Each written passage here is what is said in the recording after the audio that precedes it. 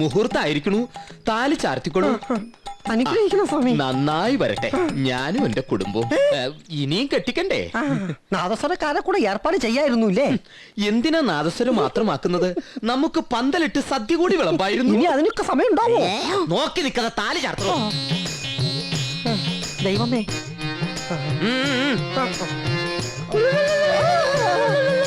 അരക്കണ്ട, കെട്ടിക്കോളൂ.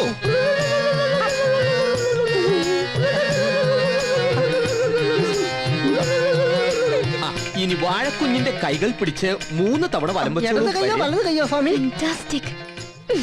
പിടിച്ചോളൂ.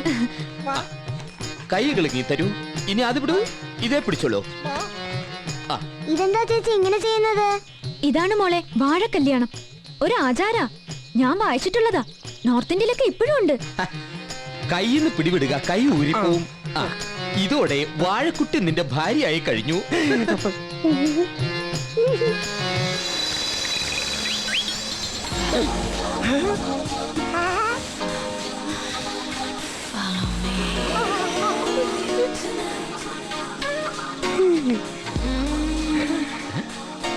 ഞാനൊരു ഉമ്മ കൊടുത്തോട്ടെ.